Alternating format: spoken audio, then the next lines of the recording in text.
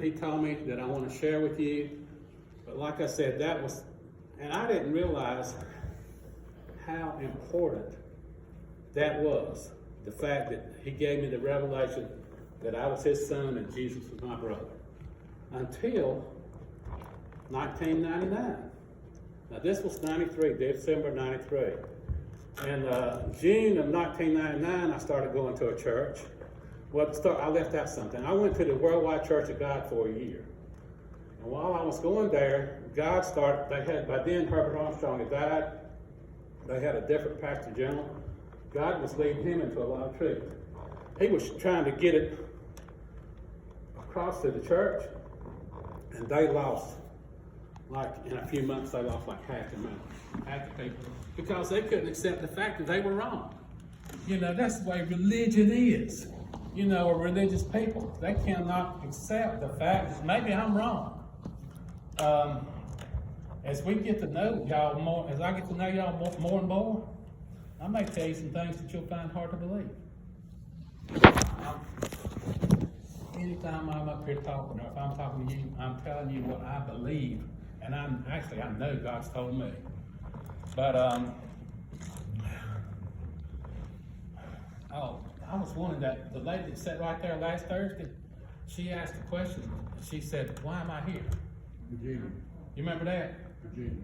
Okay, Virginia. She said, "Why am I here?" She asked Bill that. Bill didn't really answer it, No, I asked. Oh, it was you? Was you sitting over here? Was she sitting over here? Yeah, I said, what's the meaning of all That was, yeah, something like that. So I'm going to tell you.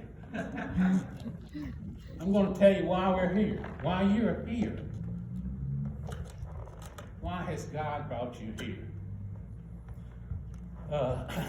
Before I get to that, I want to tell y'all why I love this church.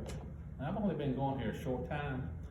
And the church that I started going to in 1999, that is when I first received the revelation of Christ in me. Christ in us, Christ living in me. That is, later after that, God told me one time when I was getting ready to teach at our church, God told me that is, and when I say God, it's the Holy Spirit, but he told me that is the most important revelation you will ever receive. And I don't just mean to know it, but I mean to really know Christ in you. That is what God is after. That's why we're put here. He wants us to become Christ. Not Jesus Christ, but Christ. Christ means anointed one. He wants to anoint us. He wants us to walk with him. And he wants us to become Christ. And I started going to this church in 1999, and me and Patty went to the same church for many, many years. And things happened over the years, but anyway, that's where I first heard the revelation of Christ in you. The very first Sunday I ever went to that church, the pastor was preaching. That Sunday I was on the second row, because nobody was on the front row. I guess maybe I felt a little bashful sitting on the front row. I'm sitting on the second row, and I'm sitting about right there, and he's at least this far away from where I'm at. The praise team, he starts praying for people. I've never seen anybody get slain in the spirit. People's falling down. I thought, what's going on? People are falling down. I had never seen that. This is in 1999, Bill. And but I'm going to tell you what happened.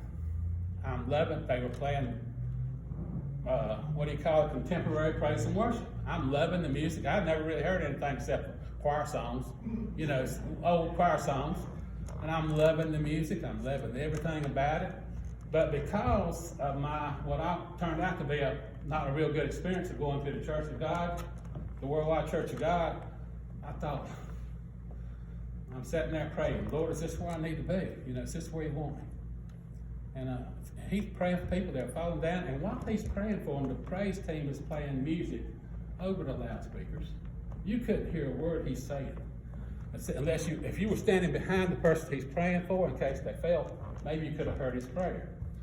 Well, he's praying, and all of a sudden he says, there's someone in here. He said, he named Elbow. I forget if it was right or left, but I just remember he named Elbow. He said, it's hurting you. He said, come up here. God wants to heal you. That woman went up to him. He starts praying for her. remember, I can't hear a word that's being said. Nobody in the church could. I supernaturally heard every word he said. Supernaturally. I heard his prayer. What came to me then? He's praying with authority. Just like they said, Jesus taught with authority. Yeah. He was praying with authority.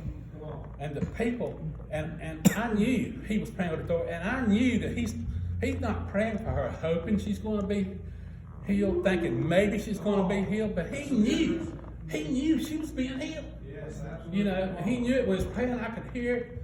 Hey, that day I'm riding home, and I'm praying to God.